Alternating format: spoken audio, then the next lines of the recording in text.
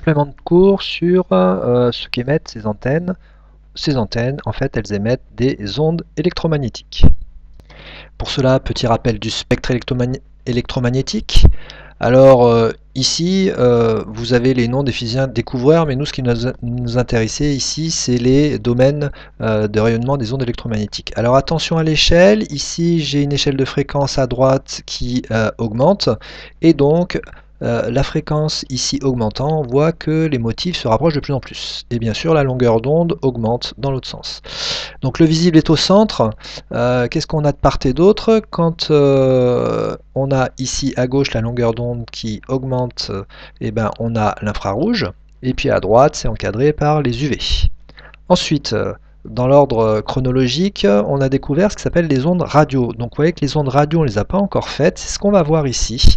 Dans le cadre d'une transmission radio, on voit que c'est des très basses fréquences par rapport au spectre, et donc des très longues longueurs d'onde. Ensuite, vous avez les rayons X, qu'on a vu, et les rayons gamma, donc radioactivité, cortège électronique, scanner. Et puis ici, il nous reste les micro-ondes qui sont utilisés avec vos téléphones portables notamment, et puis les fours à micro-ondes. Pour se fixer des ordres de grandeur, attention ici, on est dans l'ordre des longueurs d'onde à droite qui augmentent et des fréquences qui augmentent vers la gauche, donc c'est l'inverse de tout à l'heure. Le visible, mais il faut savoir manier les deux spectres, l'infrarouge, le micro-ondes, donc vous voyez que les longueurs d'onde à l'extrême limite des radiofréquences, 10 km. On est sur de l'ordre du kHz au mégahertz. Pour les micro-ondes du mégahertz au gigahertz, et notamment vous avez le Wi-Fi, qui est en 2,4 GHz et donc qui appartient aux micro-ondes. Vous avez les infrarouges jusqu'au TRAHz, et puis ensuite on va parler en termes de longueur d'onde plutôt, où vous avez les UV, les rayons X et les rayons gamma jusqu'au femtomètre, c'est-à-dire 10-15 mètres. Si on regarde quelques applications des ondes électromagnétiques dans l'habitat, enfin surtout ce qui émet des ondes électromagnétiques, les lignes à haute tension, on est sur du 50 Hz, donc on est dans des ondes radio. Ici, l'infrarouge, la dès infrarouge, on est sur du 940 nanomètres. Et puis vous voyez qu'il y a une nouvelle grandeur en bleu qui s'affiche. Ça s'appelle l'intensité du champ électrique. C'est la nouveauté pour ce chapitre-là. On va parler de champ électrique. On a déjà parlé de champ magnétique. Là, on parlera de champ magnétique à une certaine distance. Ici, la plaque à induction, on est sur des ondes radio en kHz, en mégahertz également sur la parabole ondes radio. Donc, on va utiliser pour ça le satellite. Le Wi-Fi, là, on est sur du micro-ondes. On est sur du 2400 mégas ou encore 2,4 GHz. Le téléphone sans fil et le téléphone portable également sur du micro-ondes. Et puis là, lampe basse consommation, du kHz, mais maintenant c'est les diodes électroluminescentes qui prennent le dessus. Bien sûr, pour comprendre la suite, il faut se rappeler ce que vous avez fait en première. Vous aurez une vidéo sur YouTube qui vous fait des rappels de première. Bon, ici, il y a une simulation qui peut nous représenter la source, qui donne une perturbation, ici une perturbation périodique, qui se transmet sur un milieu matériel de manière périodique. Nous avons une onde sans oscillation.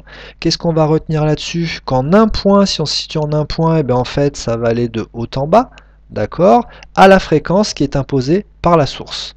Donc, la fréquence F, les mégahertz, les gigahertz sont imposés par la source, d'accord, c'est le nombre de cycles par seconde de cette source. Et nous, quand on va produire des ondes électromagnétiques, on va voir ce que c'est cette source, des ondes radio. Ensuite, il ne faut pas oublier qu'une onde se progresse à une certaine vitesse, comme les vagues par exemple, et que la vitesse dépend du milieu de propagation, l'air, l'eau, des milieux, que sais-je, comme autre milieu.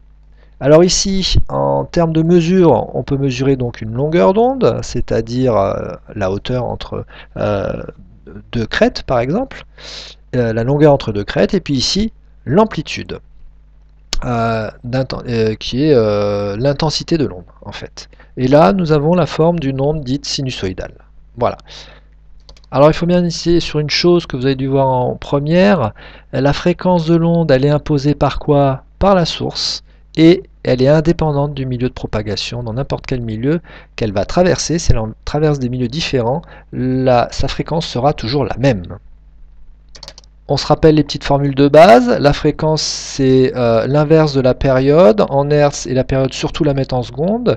Et ensuite, si on veut calculer la longueur d'onde de l'onde, on l'a déjà utilisé, lambda en mètres, c'est la célérité de l'onde, c'est-à-dire sa vitesse, divisée par la fréquence. Bien sûr, cette célérité dépend du milieu de propagation. Voilà pour les unités.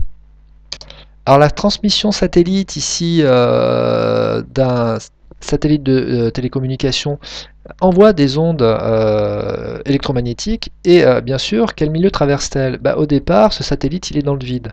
Donc l'onde électromagnétique a la propriété de pouvoir se propager dans le vide. Puis après, elle va se propager dans l'air. Donc deux milieux différents.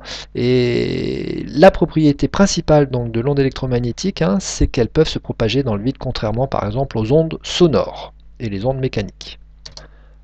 Enfin, avant d'attaquer vraiment la structure d'une onde électromagnétique, voilà la célérité dans différents milieux de propagation.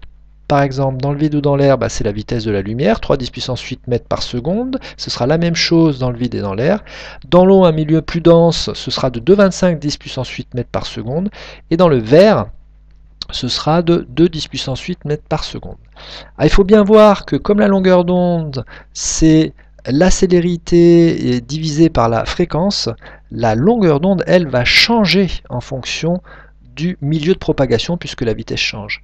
Exemple, si on prend un mobile GSM 900, c'est-à-dire qu'il est né à 900 MHz, dans ce cas-là, dans l'air, sa longueur d'onde, avec ses 3 10 puissance 8 mètres par seconde, sera de 33,3 cm. Dans l'eau, vu que ça se propage moins vite, elle descend à 25 cm, sa longueur d'onde, et dans le verre, elle descend à 22 cm. Vous pouvez retrouver ces calculs tout simplement avec lambda égale C sur F.